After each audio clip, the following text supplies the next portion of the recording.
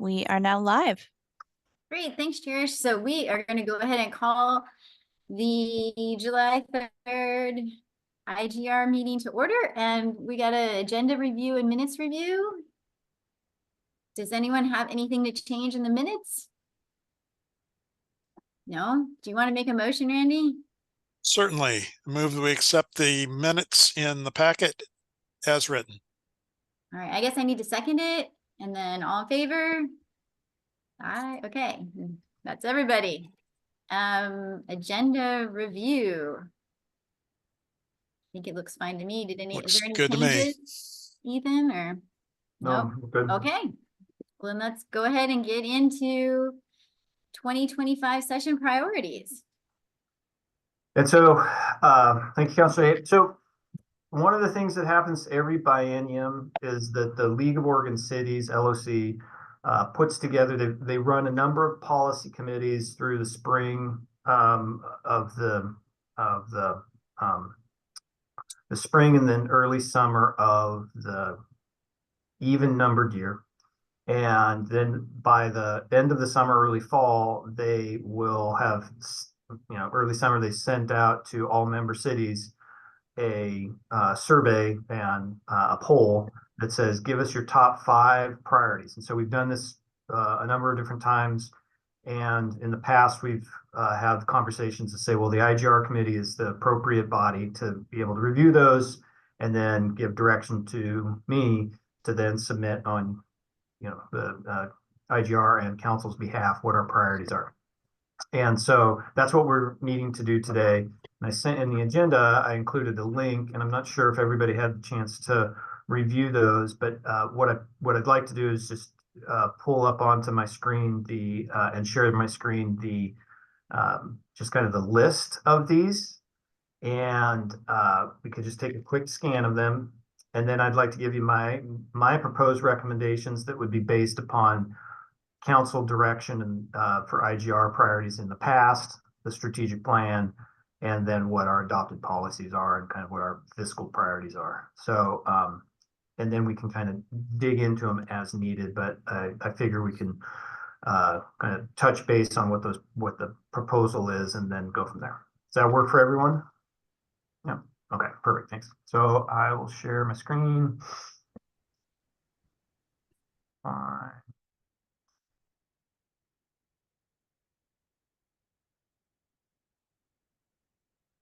All right. Are you all seeing the table of contents? Yep, okay. So as you may expect, some of the main ones that align with our priorities are under the Community and Economic Development Committee. And so these ones focus in on infrastructure funding, much like we had for Crow Road, sewer, water, roads, shelter and homeless response, much like we asked for in previous sessions, employment, lands, readiness, and availability, and that one aligns really well with our Clear Lake priority. And then full funding and alignment for housing production. So another priority which we've supported in the past and had as both a council priority and as a City VG and IGR priority. There's a general government committee that then their 3 were restoration of recreational immunity, which has been an ongoing item, behavioral health enhancements, and then continued addiction policy reform. Then the environment and education, or excuse me, energy and environment committee looked at building decarbonization, efficiency and modernization, investment in community resiliency and climate planning resources, and then address energy affordability challenges from rising utility costs. The Finance and Taxation Committee looked at lodging tax flexibility, marijuana tax, alcohol tax. The Broadband Cybersecurity, Artificial Intelligence, AI, and Telecommunications Committee looked at digital equity and inclusion, cybersecurity and privacy, resilient, future-proof broadband infrastructure and planning investment, and then AI. Transportation Committee looked at the 2025 transportation package, funding and expanding public and intercity, intercommunity transit, shift from a gas tax to a road user fee, community safety and neighborhood livability, And then the Water and Wastewater Committee looked at infrastructure funding, which is the same one as the Community and Economic Development Committee, place-based planning, and then open operator and training apprenticeships. My recommendation is that and I don't think we have to prioritize like 1, 2, 3, 4, 5. We could just say, here's our top 5. What I would say is that those top 5 would be shelter and homeless response, because it talks about full funding of what has already been funded, and then also seeking additional funding. And next one would be infrastructure funding. Much like Crow Road, we need to continue to seek state funds related to expansion and hardening our infrastructure. Employment lands and readiness and availability. So this aligns with what our request is for Clear Lake Road. And we will seek out Clear Lake Road funds through the lottery bond process, but if there is a major initiative related to employment lands and we can get our project on there, then it would be much like how we received funding from the legislature for the Crow Road project this last year. It was packaged rather than going through the kind of discretionary and competitive process that the infrastructure production work was this last session. I'd say full funding and alignment for housing production. Again, that one is a core City of Eugene priority, and it aligns with some of the work that we asked that we've been doing related to funding to go to OHCS and DLCD. And additionally, we would want to advocate for site-specific infrastructure improvements that can help us with affordable housing projects that are either new construction or preservation projects that we need to maintain for current stock. And so those 4 are the align with council's direction. The next one, the one that I would more than likely recommend, would be this behavioral health enhancement. And I'll scan down there to just kind of take a quick look at it, because what it is and why that one versus the continued addiction policy.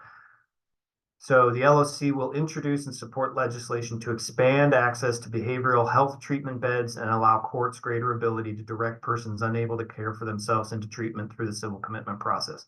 This hits 2 of our concerns and issues related to 370 docket at municipal court and aid and assist folks, and that's really that civil commitment process.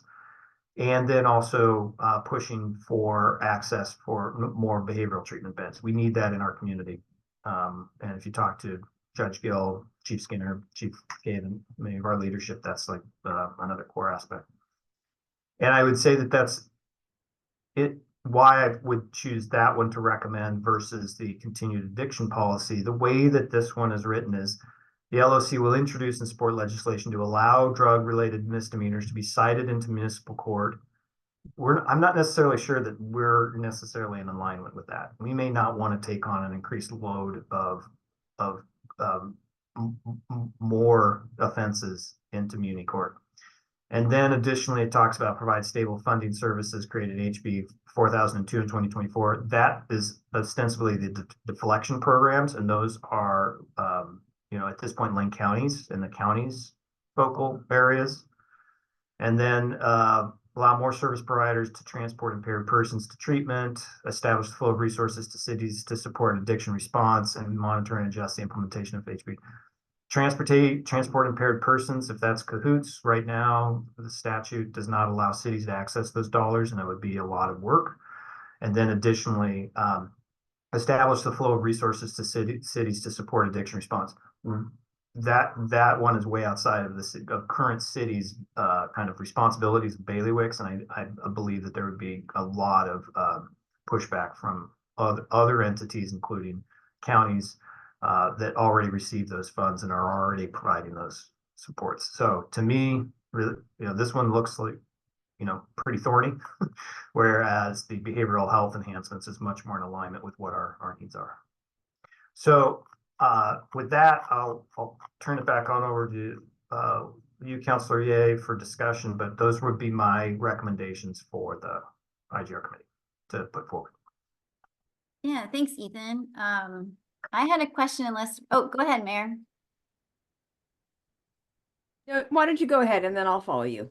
Okay, so I guess my question was, I also agree behavioral health is important, but that also tends to fall into the county's lap more than ours. So similarly to the other one, wouldn't we want to pick something that was more directly related to what we do? Or maybe I'm misunderstanding the line item. That's a great point. I mean, because we only get 5. Right. My thinking on it is that out of all of the other ones that we would get to choose from, this one would be, and later in the agenda is going to give an update related to the mental health work sessions that are coming forward to council. My sense is that out of those work sessions, when we start to look at what the priorities are going to be, like if I said the top 4 to 5 directives that IGR committee and council will give to me and Zach and IGR apparatus, it's going to be related to homelessness, housing, infrastructure, and that infrastructure is both housing infrastructure and also economic development, economic activity. And then there's going to be this mental health one related to like, what could we do? And having League of Oregon Cities and other city lobbies focusing in on supporting more funding to go to treatment beds is going to be beneficial for those beds to actually get built in our community. The reason why I look at that one and want to add it to the list versus something that might be much more directly linked to the city of Eugene's operational issues is that we've been working to try to understand how to address the uphill impacts or upstream impacts of homelessness and drug addiction and mental health. Having treatment beds in our community is core to that ability. So that's why I would put it forward. If we didn't want to do that one, incorporate that one, I would say then the transportation package. My sense, though, is that what we've been engaging on the transportation packages is going to be very, very focused in on ODOT and statewide funding mechanisms, and that the main focal point of that policy discussion from a city's perspective is going to be maintaining the current 50-30-20 split of road tax distribution so that it doesn't get changed and more money from gas tax goes to the state and less to the cities. I think that's where we're going to just continue to need to be focused on that one. I just want us to be careful because I don't know about Randy and the mayor, but I often get pushback of why the city isn't doing more for mental health. And I'm often like, well, that's not really our job. And like, well, I don't care if it's your job, you should be doing it anyway. And so I have these conversations more often than I wish I did. And my worry is that might be slowly creeping towards like, we already don't have enough money for what we have. And I don't want us to end up in a position where we start spending money on something that someone else should be doing, but I'm happy to advocate for the things that are important for other people to do. And if that helps them get what they need, then that helps us all. But and if I could just give a point of clarification on this one, the way that I'm looking at this is not that money would come to cities for us to take on treatment beds. It would be to say, state of Oregon, you need to invest more in the treatment system so that there's more beds in communities. Yeah. And so it's pretty much, I think it's similar to the past item that we've had as a priority that was supportive of investments in mental health infrastructure, such as Lane County's crisis stabilization center. Yeah. So that was what how I kind of look at the way to move forward on it. That makes sense. Thanks, Ethan. Yeah. Mayor, did you still have something, or do you want me to go to Randy? Why don't you go to Randy and then come back to me? All right, Council Groves. Thank you, Chair. And Jennifer just basically said what I was going to say, and I wanted to support her in the fact that I agree it's problematic when we're constantly trying to fix other levels of government's, other units of government's problems, and we still don't have enough resources to get to our own. Yet, with that said, I also agree with what you said there in the end, Ethan. I mean, these behavioral problems are having very, very real effects on our community. My phone and whatnot's been lighting up from Friday through today still of people experiencing behavioral problems that are coming out of a lot of our unsanctioned, unhoused camps. The problems are real. They're affecting people, up to and including attempted break-ins, with people that are there in the house at night, and just all kinds of scary behavior that is truly affecting people's health, safety, welfare, and quality of life.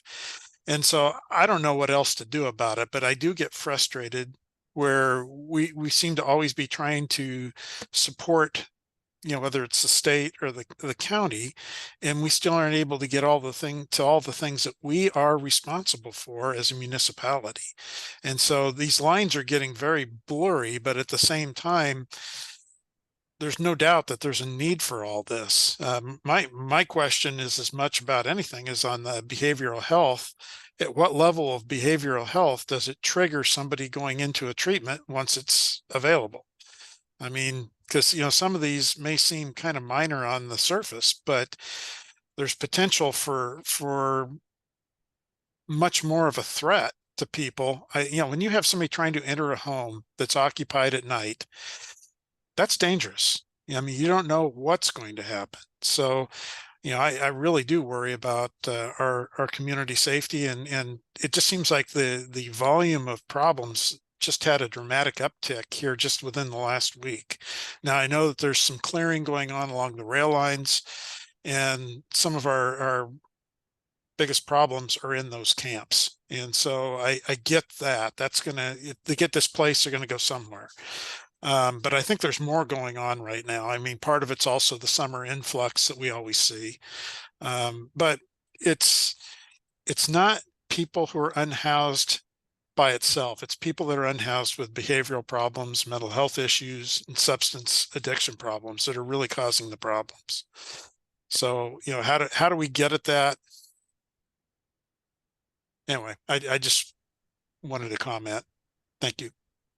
Yeah, and I'll just thank you. I would also just, I mean, that kind of reinforces what Ethan has said about the value of this in terms of what it means to municipal court and that 370 docket, and all of that which Judge Gill has been asking for and advocating for. So this feels, that is addressing exactly your concern, Randy. How do we get people off the streets? I just wanted to turn a corner a little bit, because I just want to hear I just wanted to hear your thoughts, and maybe this is just front of mind because of the two work sessions on the 10th and the 17th about decarb and electrification. But the building decarbonization, efficiency, and modernization proposal feels very supportive of what we're trying to do. And so it's sort of high on my list, but I just wonder about your reasoning around thinking we still have a pathway to do that, or just curious. Thanks, Mayor. I would say that my recommendations are based upon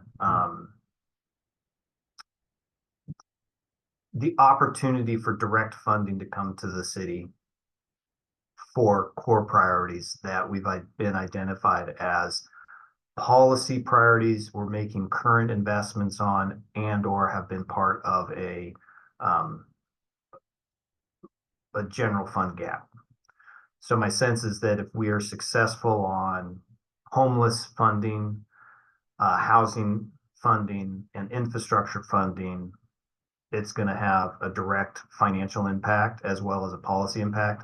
Whereas the building decarb work, I think, is much more of a funding would go to state programs that then the community would benefit from Okay, and be able to access. And Okay. so that's how I look to say the prioritization that I would propose based upon what our principles are and the directions that have been given over the course of time from council and from executive leadership is that prioritization there. Doesn't mean that we wouldn't advocate and participate, but when we're telling the LOC what we want them to focus in on, it's going to be these ones that are going to have positive financial impacts to our city.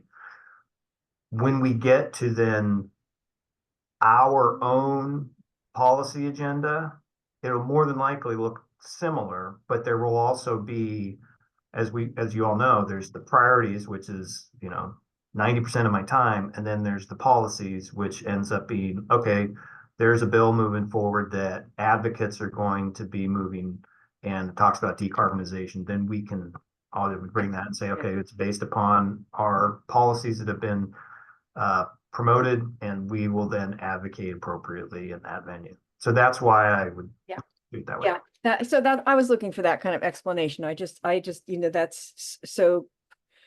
I would just hate for the legislative session to go by and for LOC to be silent on building decarbonization. Yeah. Where if there's a way that we can still lift that up, that we want the state to invest in that. Yeah, and Mayor, I appreciate that. I think that, and you've experienced this through the decarb task force that you were part of, the Resilient Buildings Task Force, is that LOC's work tends to be focused in on the kind of common denominator across all of the cities, and building decarb, outside of Eugene and a handful, Ashland and Milwaukee and a couple other cities, it doesn't rise to that. And so my sense is that if there's building decarb projects, or excuse me, bills and policies, legislative concepts that are going to move forward, they're going to be coming from the environmental community, climate solutions, the core team of advocacy entities that are going to be doing that. And then we will then be engaged. They'll look to your leadership, they'll look to city council's leadership and past actions, and they'll seek how we can be engaged and supportive. And so I feel pretty confident of our ability to participate in that and follow through on what council's direction has been in the past. Great. So, okay. And I think we have existing in our policies document, support building decarbonization investments and everything else. So, right. Okay. Yes. Thank you. Thank you very much. Yep. Yeah, thanks, Ethan. I was wondering about that one too. All right, so if no one has any more questions, do you want us to vote to say that we're in agreement with your suggested priorities? Yeah, I would say that what would be great is a motion that says IGR committee directs IGR manager to, something along these lines, to provide LOC the following priorities: all 4 community and economic development committee priorities and the behavioral health and enhancements priority. I was doing real good at tracking all that until we got right to the end. So I'll say so moved. Second. All right, all in favor? Raise your hand. Excellent. All right. Great. All right, Ethan, good job. Thank you so much for walking Thank through you. that.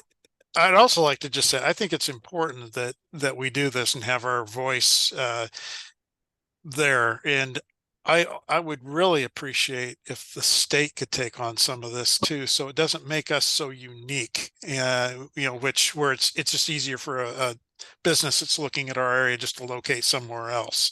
I mean, it'd be nice if we have that competitive neutrality or equalization, if you will. Yeah. I just want to ask really quickly, Cherish, were you able to get that motion? Got the recording, so I. Oh, perfect. Awesome. Okay. And then, so thank you all. Related to LOC, I just want to share a couple updates. One is that Ariel Nelson, who has been the lead lobbyist for housing and homeless policy, she's left LOC. she's taking my same position as the IGR manager for the city of Hillsborough. And so we get to continue to work with her. And she starts in, I think, early August. And but that means that one of the, she was very talented, very adept, very skilled and experienced in those policy areas and has a very strong network. And now LOC needs to fill that position with somebody that ostensibly has the same depth and experience. That's probably not going to happen, and there's going to be a little bit of lag there. But that's the nature of how employment works, right? And so we'll navigate that. I just wanted to give you the heads up that we're working, being part of the team to try to navigate how cities show up for the housing and homelessness discussions that are happening right now. Additionally, with LOC, each city has one vote. We get our 5 things. We're not weighed differently because we're a larger city. We're just one entity that gives our 5. So just to recognize that's when we give our 5 priorities, they'll get put in with everybody else's 5 priorities, and then LLC will pick what they do. Be that as it may, these are aligned with our priorities, and the majority of the cities that I've experienced talking with, medium-sized cities such as Eugene or larger, sized cities, but then also City of Portland, a lot of this overlaps with City of Portland's priorities. And so I think that we'll have a good, strong agenda for cities. And the legislature seems to be having, Governor Kotek's main priorities are housing, homelessness, behavioral health, and then education. And so those are the first 3 are priorities that we see in our community. There is going to be an LOC meeting, an annual meeting in Bend. And so it kind of oscillates in the Valley one year and then back on over to Bend the next year. I plan on attending for a portion of it. If any of the IGR committee members are interested in going and attending, please let Cherish and I know, and we'll figure out the logistics on what that'll look like. When they were in town last time, last year, Mayor was engaged and involved, but we have to pay full entry, and sometimes the juice isn't necessarily worth the squeeze. So if you're interested, though, we can chat more about that. I generally head on over and hit a couple of the areas and then spend time lobbying. Okay, so that was it on LOC that I just wanted to touch base on. Back to you, Councilor. Okay. I have to find my agenda again. Let's see. Oh, I think we did it all. It looks like our next item is just, do committee members have anything that they want to bring up? Or am I looking at a bad agenda? Yeah, I think No, there's the number 3, which was the LOC ballot, and then number 4 is update on IGR activities. And so, oh, maybe I have number 3 was discuss our 2025 session. Am I looking at the wrong agenda? is that the minutes? Oh my gosh, I'm looking at a wrong agenda. Oh, it's weird how it was similar. They look. I am looking at the wrong agenda. Ethan, what is next? The next item is just a discussion on update on IGR activities. So there's 2 things that I wanted to share with you, where there was the Eugene Community Summit and then the shelter tour with Matt Scheibold, and then also the 2 frameworks, just kind of continuing that discussion on housing production and homeless response, and then also just the FYI on the July 19th shelter and housing tour with legislators. And so the community summit happened in June. It was really well attended. Speaker Fahey, Matt Scheibold, both spoke really highly of City of Eugene, a lot of our efforts, and then there was a lot of discussion from community members on solutions, and kind of which led to the kind of sharing of this new community initiative related to housing. And currently, we've got internally a discussion to say, what is the official City of Eugene response and involvement in that? initiative, because if it turns on into a ballot measure for funding, we want to be cognizant of the kind of ORS related to that. So we're Will Dowdy from Community Development is leading the effort to figure out how the city should be engaged in that initiative. But it was a well-attended event. Mayor was there, and then did Councilor Groves or Councilor Ye? Neither of you made it for that, yeah. And then we did a tour in the afternoon with Matt Scheibald, which was great, and we were able to tour the Skinner City Farm CSS site and sit with him and talk through with CSS staff and leadership of what the model is, and then also what his concerns are, just representing the state in regards to standardized habitability standards. And I think that we've found some good information from both parties and a path forward to propose potential improvements to the shelter sites, to then also have the state be supportive of adding those improvements, those improved sites as eligible for state funding ongoing. So that was good. And then also out at the 310 Garfield, getting an understanding of the value of that type of allowance for RV and vehicles, and how that actually fits within the spectrum of shelter services and shelter types that community members need. So really good. And so Mayor, go ahead. Yeah, I just wanted to kind of piggyback on that, which is, last year the governor's housing advisor was sort of very focused on permanent supportive housing. We had a hard time sort of being heard on our emergency shelter. And so this was really a wonderful open door to actually have Matt Scheibald come and take a look at it and be very candid and thoughtful about what his concerns were in terms of state funds and what he needed to have and what the pathways were. So I felt like for the first time we sort of broke through in a way that we hadn't. I mean, there's many a slip, right? I mean, it's not like it's a done deal, but he was really interested and thoughtful, and so I feel encouraged by it. And I just wanted you all to hear that. It was a really, really good afternoon with him. Yeah, totally. And any questions, comments, concerns on that item? So it sounds like we're kind of meeting in the middle. Like we're gonna our shelter system might have to change some stuff, and maybe they're lowering their expectations a little bit. I would say, okay, go ahead, Mayor. I would just say, so an example is, community support shelters, there's no running water.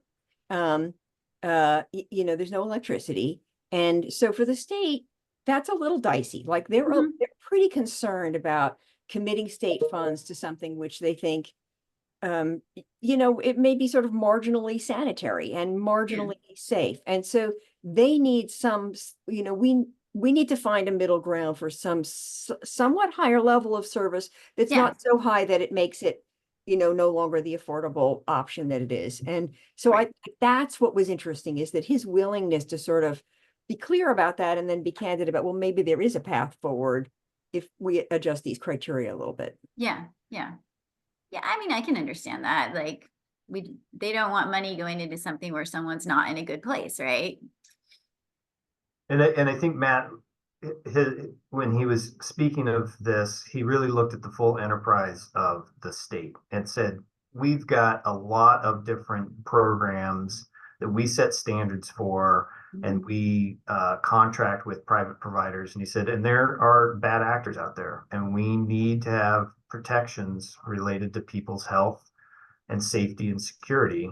And so we were really kind of heard that and said, okay, how then do we, respond to that? And then I was having a conversation today with the community development team related to just this ongoing work, and one of the things that we were thinking about was, is there a pathway that like there's 17 CSS sites right now, safe sleeping sites, I think. And we're like, okay, well, like what would it look like in the next 2 years to put forward capital investments that would move those sites into that better habitability standards that the state would say, yep, those now become eligible, right? We hit a threshold, we get to eligibility, and that then gets for ongoing funds, into that pool, into that eligibility pool. While at the same time, if Eugene and CSS and the community say, well, we need more of those sites,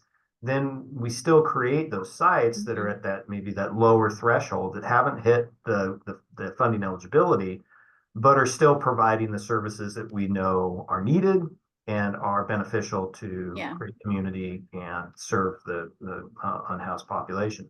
And then over the course of time, there's capital investments, one-time capital investments that get them. And so it becomes a pipeline where, we're hardening that infrastructure and we're continuing down that path.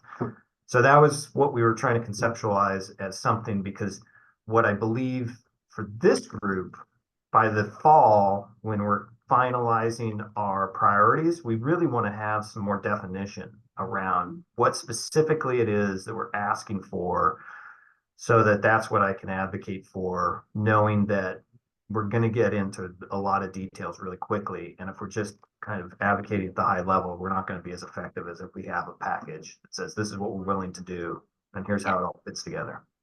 That makes sense, because we can't change our entire system overnight.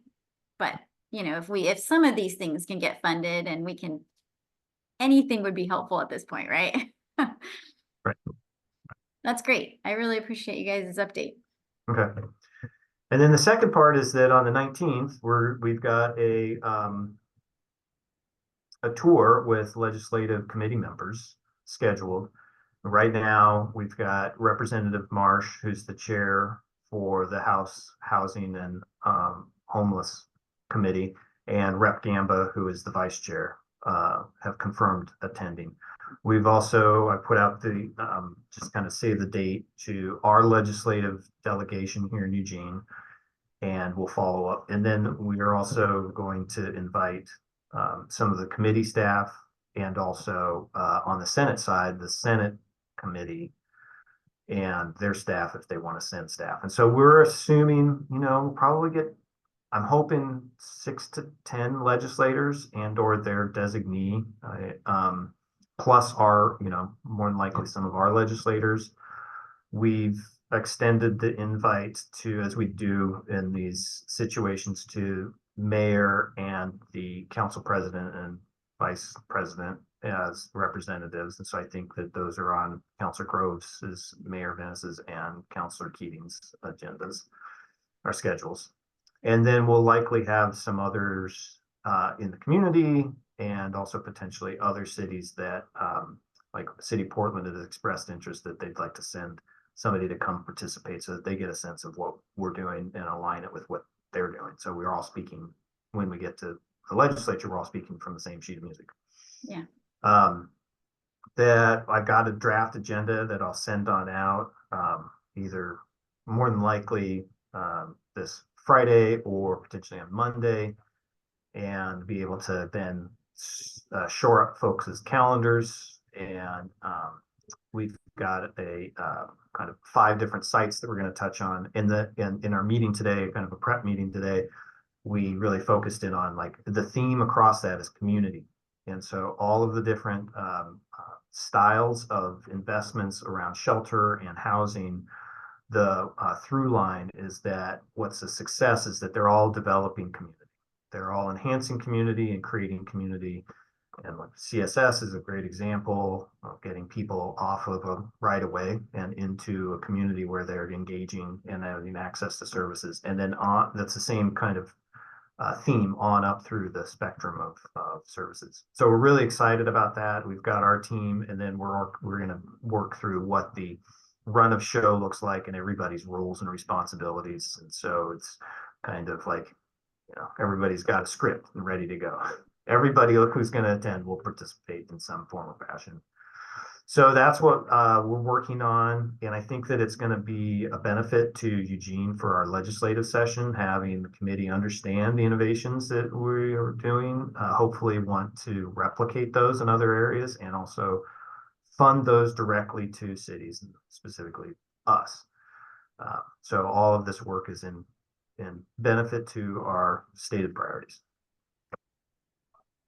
That's really fantastic. It'd be a huge game changer if we could get some state funds. So I know everyone tried really hard last year and I really appreciate it. And it looks like it's finally starting to pay off maybe. Okay. There's nothing like a financial cliff for the governor. You know, she's putting Right. it in, and she's this second largest city in the state looks like it's going to have to deconstruct. Shelter systems is not a good thing. So, No. yeah, I think she gets that. If Counselor Ye, if it's all right with you, I'll go then to the next item, behavioral health update. Go for it. Thank you. Okay. So as we've discussed in the past, and as you probably have seen on upcoming council agendas, is that in the fall, there was a work session poll from Counselor Leach and Counselor Zelenko related to mental health and substance use disorder.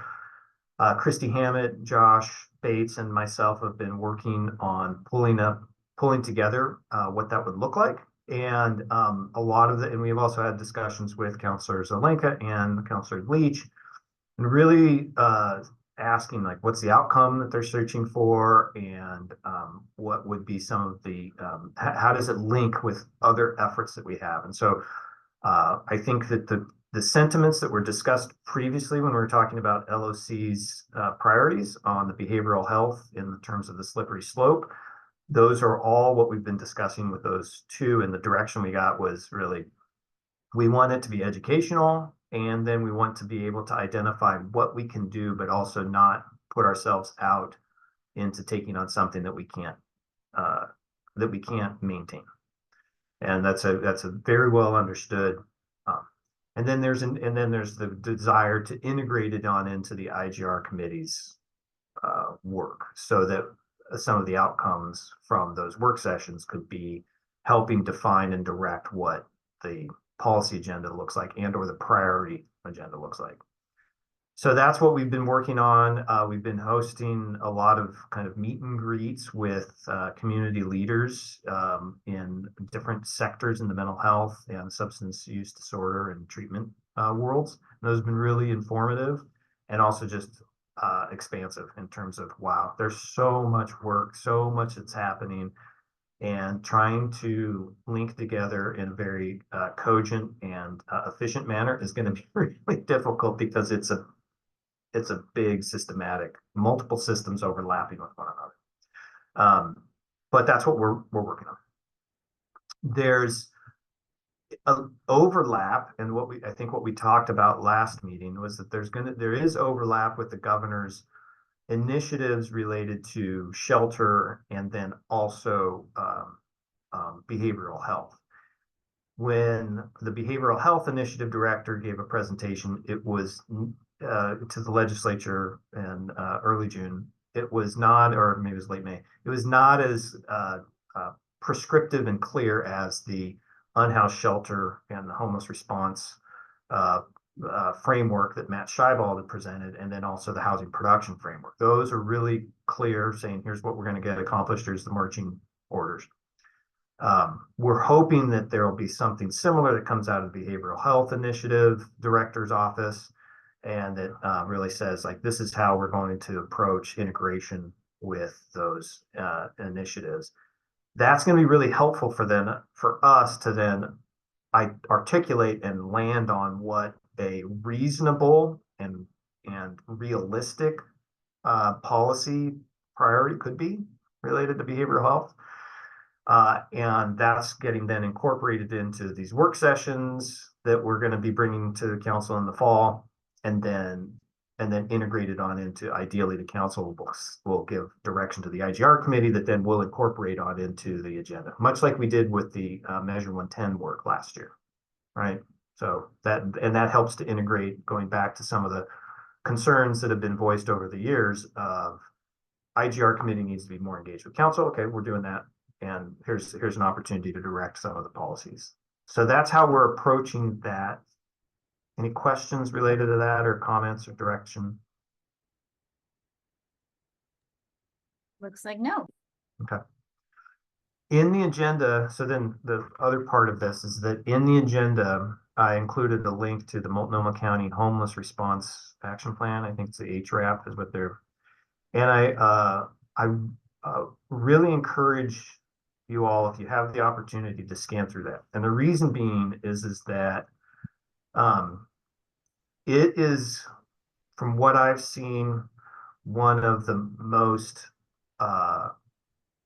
integrated and comprehensive ways to look at justice, shelter, mental health, substance use disorder, with clear definition of what the roles for the county, for the city, for the providers, for the state is.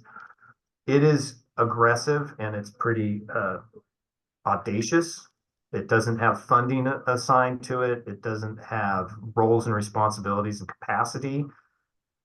But it is a really good start of having this master framework that can actually get your head around how the system could work. And I put it out there because it's something that, and I've got a meeting with the folks from Multnomah County here. Multnomah County and City of Portland are actually in conversations right now where City of Portland is saying, we're not going to fund shelters anymore. And Multnomah County says, yeah, we're going to take them on. We're going to fund the shelters that you're working on right now. Unhoused shelters. And so there's a lot that's happening in the metro area between City of Portland and Multnomah County that we need to be kind of monitoring, because it could become a template that could happen in other counties as you're working with council and then also with counterparts that have in the county. So I really like that HRAP as a framework. Is it feasible? Is it realistic based upon what resources they have, and then what we have down here locally? That's a different discussion, but it's a way to really get your head kind of thinking in a systematic way, in a comprehensive way. And then how that then fits with the governor's framework. I've asked Matt Scheibald, I said, hey, have you seen that? Have you been working on it? He said, it was realistically, it just come on out like 3 or 4 days prior to our meeting. He's like, no, I'm going to work on it though. And I think that hopefully that can help to inform kind of how then the state starts to work on some of this, because it's, the largest metro area and communities working on these behavioral health, justice system, and shelter issues. So we'll continue to work on that. And then the last thing is that I haven't heard from Matt, but he had said that the next steps for the governor's office is out of the two frameworks, the unhoused shelter and the housing production or unhoused response and the housing production frameworks. There's literally about 80 different items that are incorporated into those, like 40 in each. And the governor's office is mapping on out what action items are going to move forward this next legislative session, because not all 80, and then which entity in the governor's office or which agency will be working on those items from now to the start of the legislative session, and how cities can engage and be involved. Cities or any stakeholders can be engaged and involved. And so that mapping on out, and then they're also trying to make sure that it is sequenced so that it's not, everything that one shareholder like a city would want to show up and listen to is all on a Tuesdays in July, and then there's nothing in September. So they're really trying to map it on out so that there's the accessibility is accomplished. And so we'll be monitoring that, and if there's opportunities for IGR committee members to engage, we'll do that. We'll let folks know. And then, sorry, the one last thing. Representative Marsh has signaled that she wants to put together a work group, interim work group from now to the start of the legislative session to work on a framework. And so there's a lot of kind of competing frameworks, or not even competing, but trying to really get heads wrapped around some of the stuff. that around a homeless response system.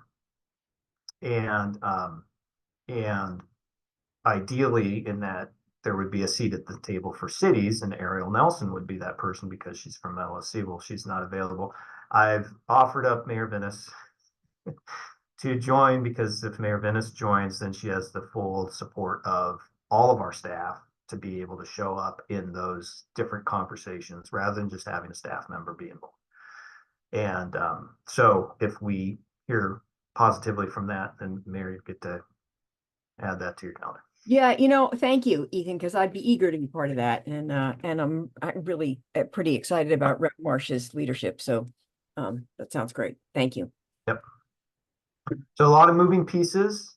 And I just wanted to kind of make sure that you all are informed on what it is that we're working on. It keeps coming back to our core priorities that have been identified by council and the urgent community needs, and then also align with our fiscal needs. And so I hope that helps to put some perspective on and insight. And as always, if there's something that you need from me, you can reach out and let me know. Thanks, Ethan. No, you are always very informative, and I'm sure, see, Randy's nodding his head. Yeah, I really enjoy these meetings because it just becomes clear. Sometimes some very complicated things. So I appreciate it. And I found the agenda, so I know that is your last item for real this time. So Mayor, Councilor Groves, you guys have anything to add? No, I wanted to thank the very meaty conversation. So thanks, Ethan, for all your work. It was really good. Actually, I have one thing I just wanted to share. Mayor's aware of it. Came through MPC. We're trying to work with ODOT on seismic stability of our bridges and overpasses, and which also means underpasses, so that we have a safe and stable route to evacuate people in the case of an emergency or a seismic event and still be able to get to a hospital, none of which we can get to without crossing over a bridge and multiple overpasses. So we had asked for, through MPC, kind of a report back from the state. The state came, they presented a very vanilla report. I don't know a better way to describe that, Mayor. You were there, but basically it just seemed full of bureaucratic babble, to put it bluntly. And we kept asking the question about how are we prioritized? And I kind of dug into it a little bit about, a lone bridge somewhere does us no good. We need routes. And they kept coming back with, well, we base it on the condition of each individual bridge. And so you could fix 3 bridges, but if they're all 3 on separate routes, we have no clear pathway to move people. And so while we were talking, Vidal, who's our local regional rep, put in the chat and reached out to me and wanted to set up a meeting, which I really appreciate. And so I went to that, and Steve Moe came along, who's a Springfield City Councilor. David Lovall, who's a county commissioner, said he was going to be there, but for some reason didn't make it. And Vidal was there, again, our local rep, and he did a good job of advocating for us. But we met with their head engineer, who basically just kept coming back to, well, the routes are the routes, and they're putting a priority on Highway 99, I-5, and Highway 58. None of those get us, east-west across our system. And that's where all of our evacuation zones or reporting places are, and that's also hospitals. We're going to have to travel east and west. We did get at the end the engineer saying that they would look at it further, and they did send us a bridge report, which I'm not all the way through it yet. I mean, it's massive, and I think, Mayor, I did forward that on to you and Sarah and Jennifer Willer. If I didn't, let me know and I'll make sure you get that. And then Rob Zako from Best sent us another one that he found from the county level. And anyway, where I was going with this whole thing, that's something that we're going to be talking about some more. It is a concern. Granted, there are bridges that are vulnerable across the whole state. But I happened to be having a conversation with Val Hoyle on Sunday, and she asked, what's going on in Eugene? Anything you working on, need help on? I mentioned this to her, and she said she was going to talk with one of our senators and see if there isn't maybe a federal solution for part of this problem, with some funding help. So I wasn't trying to usurp this process. It was just kind of an offhand conversation. I don't know where it will go, if anywhere, but if something does pop up, I didn't want you to be caught by surprise. Thank you, Counselor. One question: who's the staff member? Has this come up, and are you coordinating with? I'm assuming Rob Interfeld for the MPC staff. So Rob wasn't there. Rob wasn't there that day, but Jennifer Willer was. Okay. So yeah, I'll touch base with Rob and Jennifer to see. I think that the Cherish and I had a meeting earlier today, and she's going to take on a project to pull together our organizational process for prioritizing federal community directed spending, CDS, or congressionally directed spending, but either way, earmarks. And this would be one of those that we would want to understand. And I think that we're always trying to figure out, if it's not a competitive grant program through DOT, then it's an earmark. It's still going to go through a DOT fund, but the earmark or the community directed spending, it needs to also align, like not with what our priorities are, but also what the legislator is interested in and supportive of. And having, Congresswoman Hoyle understand the issue and be able to then advocate for us, I think then that will help kind of, because a lot of times repairing bridges isn't necessarily, high on political feasibility or visibility. But if it's right. something we can get that support from, then that's well, and I'm sure we can help with some publicity around it if we're able to get any level of help. But also, just so you know, too, before I went into this meeting, I did reach out to Fire and had a very good conversation with the deputy chief over operations. I wanted to make sure the routes to hospitals hadn't changed since I left my post there, which they haven't. Although they also shared, Scott Bishop, the deputy chief over operations, shared a bit of information I didn't know with our Eugene Springfield Fire Organization. There's a bridge between Springfield and Glenwood that was built in 1921, and it's to the point right now we can't drive our ladder trucks over it because of weight limitations. So the closest ladder trucks into Glenwood are the two Eugene ladder trucks, and the one in Springfield to get there has to go all the way through Eugene, into Eugene, and back around in order to get there. So it would be number 3 in the response order. And so that's creating problems on a daily basis too. So, now in a big seismic event, we could take the bridge, because there's 2 bridges that come in from Glenwood. One is west, and that's the one that is not seismically to any standard. And then there's one that goes east. You could always, on an emergency basis, change it to one lane in each direction over the one bridge, but that doesn't work for daily, day-to-day service. So anyhow, I just wanted you to be aware that those conversations had happened. I have no idea where or if they will go anywhere. There's a lot of need across the state and very little resource, especially with gas tax dollars being down, which is a good thing. It means less gas is being burned, but it's not helping us fund our roadways. So anyway, if you hear something, that's what it is. And I may have more information by the time you hear something or not. Who knows? Okay. Thank you. If there's no other. Go ahead. Sorry, Ethan. Oh, I was just going to say, if there's no other items for the good of the order, one of the things that I mentioned to Councilor Ye before the meeting everybody joined was, I don't think that we need to have a meeting in August. You'll all be on break, and we're going to continue to do the things that we're working on, which I kind of shared. And I think that by the time that we come back for September, we would have a September one, which is still technically during your break, but if you're okay with skipping August, then we'll just come back in September. Did you have something, Counselor Groves? Yes, sorry, I just remembered one more thing. It's a small issue. It really doesn't pertain to IGR, but it could, depending what happens. Little over a week ago, the Arcimoto ramp, which is their manufacturing facility, is on the it's on the real estate block right now. So as soon as I saw that, I let Ann Fifield know.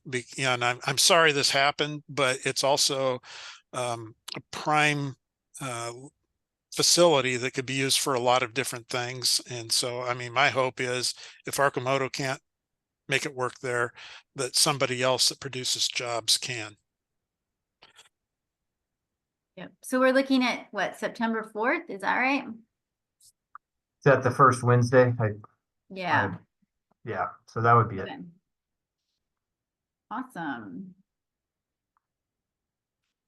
Yeah, and Alrighty. it looks like we need to get more of our fall meetings on the calendar. So Cherish and I will work on that to get calendar holds for fall and into the new year onto your schedules. Sounds good. Well, if nobody has anything else, last chance. Okay. I guess we are adjourning the meeting and we shall see everyone in September, perhaps in person, maybe even. Yeah, well, I would hope so. Okay, thank you. Thanks, Ethan. Thanks, Jennifer. Thank you all. Bye, Have a guys. happy 4th of July tomorrow. Be Yeah, safe. you too. Stay safe. You Thank too. you, Cherish. Thanks, Cherish.